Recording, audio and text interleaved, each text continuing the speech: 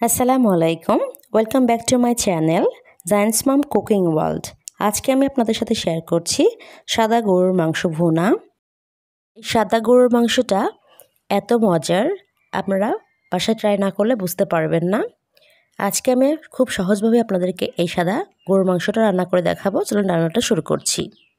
এখন আমি একটি ব্লেন্ডার জার নিয়েছি, এর মধ্যে দিয়ে দিচ্ছি 10-12টা কাঁচামরিচ। এই রান্নাটা মেনলি কাঁচামরিচ দিয়েই করতে হয়, আর ঝালটা আপনারা বাড়িয়ে কমিয়ে নিতে পারেন। এখন দিয়ে দিচ্ছি 8-10 কোয়া রসুন। এখন দিয়ে দিচ্ছি 9-10টা আদার টুকরো, এটা পেস্ট করলে প্রায় 2.5 টেবিল চামচের মতো হবে। এখন দিয়ে দিচ্ছি 3টা মিডিয়াম সাইজের পেঁয়াজ আমি কেটে দিয়েছি। এরপর আমি কিছুটা পরিমাণ পানি অ্যাড করে ব্লেন্ডারে ব্লেন্ড করে নিচ্ছি। এখন আমি একটি প্যানে নিয়ে নিচ্ছি 2 কেজি পরিমাণ গরুর মাংস। গরুর মাংসগুলো আমি এখানে হাড় চর্বি সহ নিয়ে নিয়েছি। এখন আমি 3টা তেজপাতা মাঝখান দিয়ে ছিঁড়ে দিয়ে দিচ্ছি। এখন আমি এখানে দিয়ে দিচ্ছি 7-8 টুকরো মিডিয়াম সাইজের দারুচিনি। এখন দিয়ে দিচ্ছি 2টা কালো এলাচ। এরপর দিয়ে দিচ্ছি 6-7টার মতো সাদা এলাচ। এরপর অ্যাড করছি সাদা ও কালো গোলমরিচ, প্রায় 10টা করে, প্রায় 20টার মতো আমি অ্যাড করেছি। এখন দিয়ে দিচ্ছি 1.5 চা চামচ জিরার গুঁড়া। এরপর দিয়ে দিচ্ছি 1.5 চা চামচ ধনিয়া গুঁড়া। এরপর দিয়ে দিচ্ছি কাঁচামরিচের যে পেস্টটা আমি বানিয়েছি সেটাই এখন দিয়ে দিচ্ছি। পুরো পেস্টটাই আমি দিয়ে দিব। এখন আমি এর মধ্যে দিয়ে দিচ্ছি স্বাদমতো লবণ। এরপর এখানে দিয়ে দিচ্ছি প্রায় 1 কাপের মতো টক দই।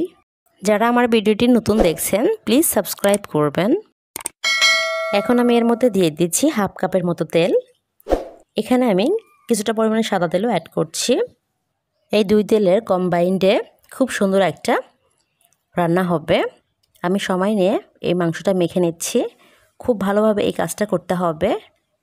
মাখানোর সময় খুব সুন্দর একটা ফ্লেভার বের হয়েছে। আমার মাখানো হয়ে গিয়েছে। এখন আমি একটা ঢাকনা দিয়ে ঢেকে রাখছি আধা ঘন্টার জন্য। আধা ঘন্টা পর চুলাতে আমি প্যানটা বসিয়ে দিচ্ছি। মাংসগুলো পানি ছেড়ে দিয়েছে। এখন আমি ঢাকনাটা উঠিয়ে নিচ্ছি। একটু নেড়ে চেড়ে মাংসগুলো মিশিয়ে দিচ্ছি। কিছু সময় আমি নেড়ে চেড়ে নিয়েছি। এখন আমি আবার ঢাকনা দিয়ে ঢেকে দিচ্ছি। আরও কিছু সময় আমি রান্না করে নিয়েছি। ঢাকনাটা উঠিয়ে নিয়ে এখন আমি একটু নেড়ে চেড়ে দিচ্ছি। জলটাও একটু শুকিয়ে এসেছে। এখন আমি এর মধ্যে দিয়ে দিচ্ছি লিকুইড দুধ। এখানে আমি প্রায় 400 গ্রামের মতো লিকুইড দুধ অ্যাড করেছি। আপনারা গুঁড়ো দুধটা গলিয়েও এখানে অ্যাড করতে পারেন। একটু নেড়ে ছেড়ে মিশিয়ে নিচ্ছি। এখন দিয়ে দিচ্ছি 5-6টার মতো কাঁচামরিচ। কাঁচামরিচগুলোর আমি সাইডে একটু কেটে নিয়েছি যাতে ভালোভাবে ফ্লেভারটা রিলিজ হয়।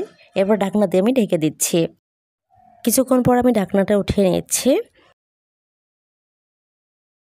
এখন দিয়ে দিচ্ছি 1/2 চা চামচ ভাজা জিরার গুঁড়া। ভাজা জিরার গুঁড়াটা লাস্ট পর্যায়ে দিলে ফ্লেভারটা অনেক সুন্দর হয়।